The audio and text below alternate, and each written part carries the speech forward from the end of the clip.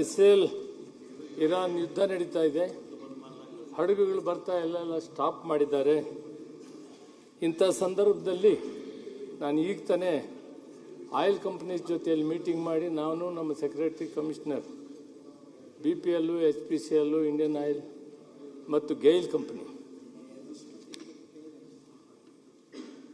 ಮನೆ ಉಪಯೋಗಿಸೋದಕ್ಕೆ ಡೊಮೆಸ್ಟಿಕ್ಕು no problem, ಕನಿಷ್ಠ ಒಂದು ಸಿಲಿಂಡರ್ನ ಒಂದು ಕುಟುಂಬಕ್ಕೆ 25 ದಿನದಲ್ಲಿ ಉಪಯೋಗಿಸೋಕ್ಕೆ ಅವಕಾಶ ಇದೆ. ಅದು ಕಂಪ್ಲೀಟಾಗಿ ಕೊಡ್ತೀವಿ. ಈವನ್ ಯುದ್ಧ ನಿಂತರೆ ಪೂರ್ತಿ ಪ್ರಮಾಣದಲ್ಲಿ ಬೇಕಾದಷ್ಟು ಕೊಡೋಕ್ಕೆ ಅವಕಾಶ ಇದೆ. ಯುದ್ಧ ನಡೀತಾ ಇದ್ದರೂ ಕೂಡ ಇಂಡಿಯನ್ ಪ್ರೊಡಕ್ಷನ್ 25 to 30% ಇದೆ.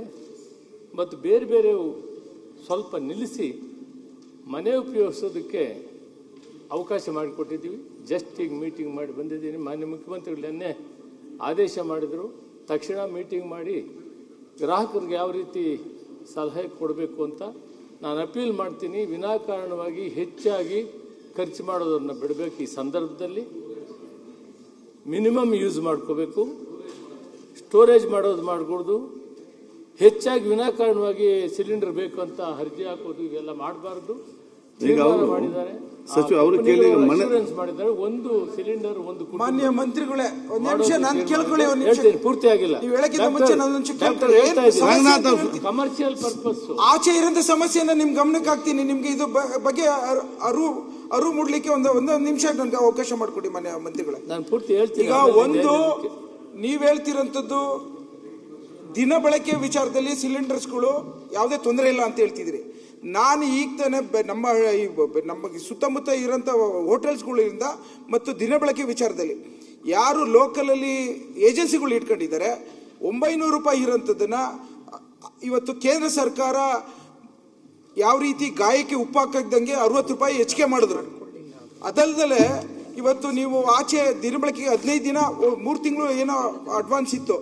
ಈಗ 900 ರೂಪಾಯಿ ಇರೋದು 1800 ರೂಪಾಯಿಗೆ ಬೆಲೆನ ಕೊಟ್ಟು ತೆಗೆದುಕೊಳ್ಳುವಂತ ಸಂದರ್ಭನ ದಿನ ಬಳಕೆಗೆ ಮಾಡಿದ್ರಲ್ಲ. ರೆಸ್ಟೋರೆಂಟ್ ಅವರು 2000 ರೂಪಾಯಿ 4000 ರೂಪಾಯಿಗೆ ಆಗಿರೋ ಇದು ಮೋದಿ ಗವರ್ಮೆಂಟ್ ಅವರ ದುರ್ಬಳದ ವಿದೇಶಾಂಗ ನೀತಿ ಅಂತ.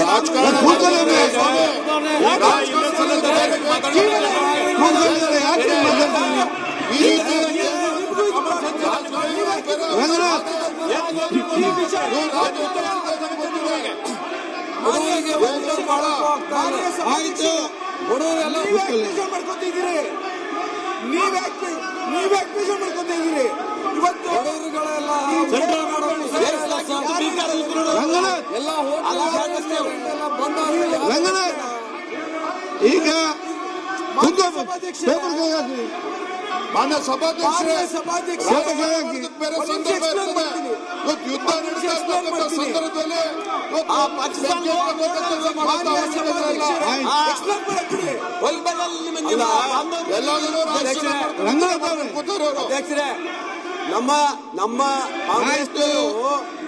ನಮ್ಮ ಕಾಂಗ್ರೆಸ್ ಸ್ಟ್ರೈಕ್ ಮಾಡಿದ್ರೆ ಅದಕ್ಕೆ ಮೂರ್ಖರು ಅಂತ ಕಾಂಗ್ರೆಸ್ ಸ್ಟ್ರೈಕ್ ಮಾಡಿದ್ರೆ ಸಚಿವರು ಉತ್ತರ ಕೊಡ್ತಾರೆ.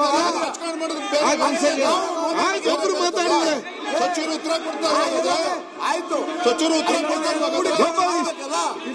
ಗೋಪಾಲಕೃಷ್ಣ ಮಾತಾಡ್ತಾರೆ. ನೋಡಿ ಜೀರೋ ಅವರಲ್ಲಿ ಮಾತಾಡಿ ಸಿಂಹದಲ್ಲಿ ಮಾತಾಡಿ ಮಂತ್ರಿ ಉತ್ತರ ಕೊಡ್ತಾರೆ. ಮಂತ್ರಿಗಳು ಉತ್ತರ ಕೊಡ್ತಾರೆ. ಅದಕ್ಕೆ ಆಯ್ತು, ಓಕೆ ಆಯ್ತು, ಕೂತ್ಕೊಳ್ಳಿ. ಸ್ಟ್ರೈಕ್ ಮಾಡಿದ್ರೆ ಮಂತ್ರಿ ಉತ್ತರ ಮೋದಿ ಬಗ್ಗೆ ಎಷ್ಟು ಭಯ ಮಂತ್ರಿಗಳ ಉತ್ತರ ಕೊಡಿ. ಅರಗೋದಿಲ್ಲ ಅವ್ರಿಗೆ. ಮುಂಜಾನೆಯಿಂದ ಸಂಜೆ ಮೋದಿ ಮೋದಿ ಜಪನ. ನೀವು ಅಧಿಕಾರ ನಡೆಸೋ ಟೈಮಲ್ಲಿ ಸಿಕ್ಕಂತಿಲ್ಲ. ಆಯ್ತಪ್ಪ, ಇವಾಗ ಮಾತ್ರ ಆಗ್ತದ. ಒಂದ್ ಸೆಕೆಂಡ್. ಈಗ ಅಲ್ಲಿ ಸಮಸ್ಯೆ ಬಗೆಹರಿಸಿಗೆ ನೋಡಿ. ಈ ಚರ್ಚೆ ಬಿಡಿ, ಕೂತ್ಕೊಳ್ಳಿ. ಒಂದ್ ನಿಮಿಷ ಸರ್, ಒಂದ್ ನಿಮಿಷ ಸರ್,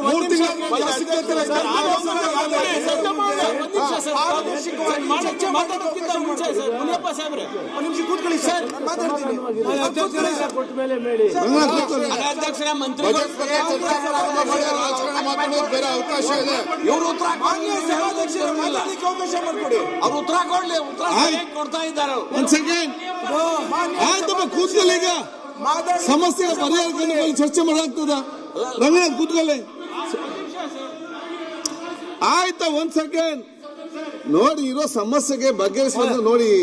ನೀವು ಪರಸ್ಪರ ಚರ್ಚೆ ಮಾಡಿದ್ರೆ ರಂಗನಾಥ್ ಶಿಡ ಮಾನ್ಯ ಆಯ್ತು ಕೂತ್ಕೊಳ್ಳಿ. ಒಂದ್ ಸೆಕೆಂಡ್ ಪ್ಲೀಸ್ ಸರ್, ಒಂದ್ ನಿಮಿಷ. ಮುನಿಯಪ್ಪ ರಾವ್ ಕರ್ಕೊಳ್ಳಿ. ಒಂದ್ ಸೆಕೆಂಡ್ ಆಯ್ತು ಮಾಡ್ತಾವ್ರೆ. ಅಧ್ಯಕ್ಷರೇ, ಈಗ ಆತಂಕ ಯಾಕೆ ಸಾರ್ವಜನಿಕರು ಈಗ ಗ್ಯಾಸ್ಗೆ ಸಂಬಂಧಪಟ್ಟ ಮಾತ್ರ ಚರ್ಚೆ ಈಗ ಸರ್, ನಾನು I will not going to anything. ಆತಂಕ ಯಾಕೆ ಸಾರ್ವಜನಿಕರಲ್ಲಿ ಇರೋದು ಅಂದ್ರೆ ಫೆಬ್ರವರಿ ಸಚಿವರು ಕೇಂದ್ರ ಸಚಿವರು ಪಾರ್ಲಿಮೆಂಟ್ ನಲ್ಲಿ ಹೇಳ್ತಾರೆ, ಏನಾದ್ರೂ ಯುದ್ಧ ಆದ್ರೆ ಯಾರು ಅವಶ್ಯಕತೆ ಇಲ್ಲ, 75 ದಿನ ಆಗಷ್ಟು ಇಂಧನ ಇದೆ ಅಂತ ಫೆಬ್ರವರಿ 9 ನಲ್ಲಿ ಪಾರ್ಲಿಮೆಂಟ್ ನಲ್ಲಿ ಹೇಳ್ತಾರೆ. ಮಾರ್ಚ್ 6 ಏನಂತಾರೆ, ಪೆಟ್ರೋಲಿಯಂ ಮಿನಿಸ್ಟರ್ ಯಾವುದೇ ಶಾರ್ಟೇಜ್ ಇಲ್ಲ ಅಂತ ಹೇಳ್ತಾರೆ. ಈ ರೀತಿ ಆತಂಕ ಮಾರ್ಚ್ 7ನೇ ತಾರೀಕು ಕೇಂದ್ರ ಸರ್ಕಾರ ಏನ್ ಮಾಡುತ್ತೆ, ಡೊಮೆಸ್ಟಿಕ್ ಸಿಲಿಂಡರ್ 115 ರೂಪಾಯಿ, ಕಮರ್ಷಿಯಲ್ ಸಿಲಿಂಡರ್ ಏರಿಕೆ ಮಾಡ್ತಾರೆ. ಅದಾದ್ಮೇಲೆ ಕೇಂದ್ರ ಸರ್ಕಾರ ಮಾರ್ಚ್ 10ನೇ ತಾರೀಕು ಏನ್ ಮಾಡುತ್ತೆ, ಎಸೆನ್ಷಿಯಲ್ ಸರ್ವಿಸಸ್ ಮೇಂಟೆನೆನ್ಸ್ ಆಕ್ಟ್ ಅನ್ನ ಜಾರಿ ಮಾಡ್ತಾರೆ. ಎಸ್ಮಾ ಆಕ್ಟ್ ಯಾವಾಗ ಜಾರಿ ಆಗೋದು? when there is a crisis. From February 9 till March 10th, government is saying no need to panic, and you have got to ESMA. ಬರ್ತಾ ಇತ್ತು. ಬಂದು ಉತ್ತರ ಕೊಡಿ. ಮೋದಿ ಸರ್ಕಾರ ಓಕೆ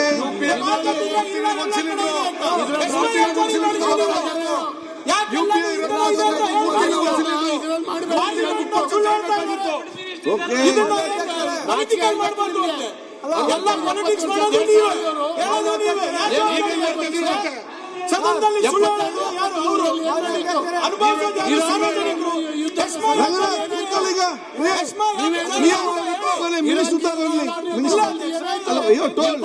ನೀವು ಹೇಳಿದ್ದೀರಿ, ಅವ್ರು ಮಾತಾಡ್ಲಿ. ಗೊತ್ತಿದೆ. ಕೂತ್ಕೊಳ್ಳಿ. ಮಿನಿಸ್ಟರ್ ನಿಂತಿದ್ದಾರೆ, ಮಾತಾಡ್ತಾರೆ. ಮಾನ್ಯ ಸಭಾಧ್ಯಕ್ಷರ ನಾವು ಆಯ್ತು. ಈಗ ಈ ವಿಷಯ ಆಯ್ತು ಒಂದ್ ಸೆಕೆಂಡ್ ಕೂತ್ಕೊಂಡು ರೆಡ್ಡಿ ಅವರೇ ಉತ್ತರ ಕೊಟ್ಟಿ. ಅವರು ರಂಗನಾಥ್ ಸಿಟ್ ಡೌನ್. ಅವ್ರು ಉತ್ತರ ಕೊಡ್ಲಿ, ಬಿಜೆಪಿ ನೀವು ಉತ್ತರ ಕೊಡ್ಲಿ. ಈಗ ರಂಗನಾಥ್ ಮುಂದೆ ನೋಡಿ ಕೂತ್ಕೊಂಡು ಉತ್ತರ ಕೊಡ್ಲಿ. ಫಸ್ಟ್ ನೋಡಿಯಪ್ಪ, ನೀವು ಅವ್ರು ಉತ್ತರ ಕೊಡ್ಲಿ. ಮಂತ್ರಿ ಉತ್ತರ ಕೊಡ್ತಾರೆ. ಮಂತ್ರಿ ಉತ್ತರ ಕೊಡ್ಲಿ. ನೀವು ಮಂತ್ರಿ ಉತ್ತರ ಕೊಡ್ಲಿ, ಬಿಡಿ.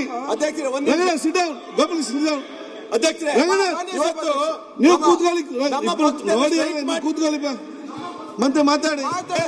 ವಿಜೇಂದ್ರ ಅವರು ನೀವು ಮಾತಾಡಿ. ಮಾತಾಡಿ. ಮಾತಾಡಕೊಡಿ. ಗೋಪಾಲ ವಿಶ್ವನಾಥ್ ಮಂತ್ರಿ ಆಯ್ತು, ಅವ್ರು ಮಾತಾಡ್ತಾರೆ. ನಮ್ಮ ಪಕ್ಷದವರು ಸ್ಟ್ರೈಕ್ ಮಾಡಿದರೆ ವಿಜೇಂದ್ರ ಸರ್ ಒಂದು ನಿಮಿಷ. ರಾಷ್ಟ್ರದಲ್ಲಿ ಮಾನ್ಯ ಸಭಾ ಉತ್ತರ ಕೊಡಿ. ರಾಷ್ಟ್ರದಲ್ಲಿ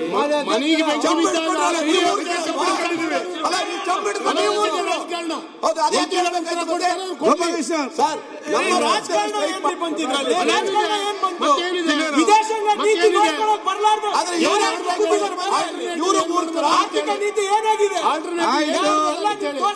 ನೀವು ರಾಜಕಾರಣ ನಿಮ್ ಬೆಸ್ಟ್ ಫ್ರೆಂಡ್, ನಿಮ್ ಬೆಸ್ಟ್ ಫ್ರೆಂಡ್ ಬೀಚ್ ನಲ್ಲಿ ವಾಕಿಂಗ್ ಮಾಡಿದ್ರಲ್ಲ, ಏನಾಯ್ತು ಹೇಳಿ?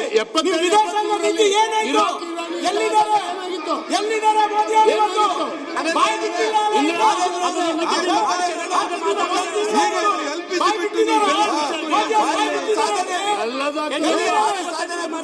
ಮುಂದಣ್ಣವ್ರಿಗೆ ವಿಶ್ ಮಾಡಬಹುದು, ಇಂಡಿಯಾ ವಿಶ್ ಮಾಡಬಹುದು. ಅದ್ರ ಬಗ್ಗೆ ಮಾತಾಡೋ ಯೋಗ್ಯತೆ ಇಲ್ಲ.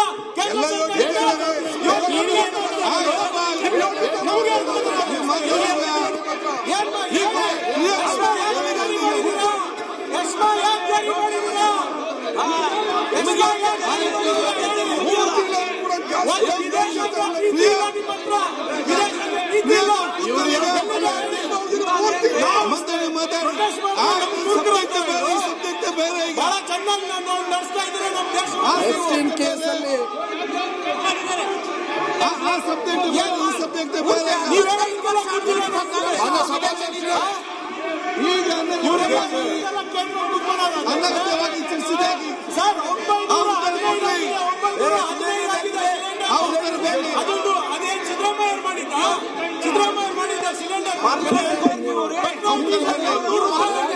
ಅದು ಸಿದ್ದರಾಮಯ್ಯ ಮಾಡಿದ. ಮಾನ್ಯ ಸಭಾಧ್ಯಕ್ಷ ಇಲ್ಲ, ಅವರೇ ಕೂತ್ರು ಅಂತ ಹೇಳ್ತಾರೆ. ಆಯ್ತು, ಈಗ ಮಾತಾಡ್ತಿರ್ತೀರ, ಕೂತ್ಕೊಳ್ತೀರ, ಸಚಿವರಿಗೆ ಅವಮಾನ ಮಾಡ್ತಾ ಇದ್ದಾರೆ ಇವರು.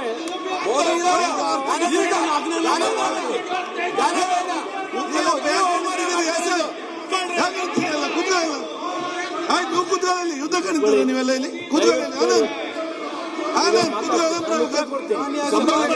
ಆನಂದ್ ಕೂತ್ಕೊಳ್ಳಿ. ಯಾವ್ದು ಒಬ್ರು ಮಾತಾಡಿ, ಆಯ್ತು ಒಬ್ರು ಮಾತಾಡಿ. ಪೆಟ್ರೋಲ್ ಮಾನ್ಯ ಸಭಾಧ್ಯಕ್ಷರೇ, ರಂಗನಾಥ್ ಪಕ್ಷದ ಸಾನೆ ಕಳ್ಕೊತಾರೆ. ರಂಗನಾಥ್ ಮುಖಾಂತರ ಕೂತ್ಕೊಳ್ಳಿ.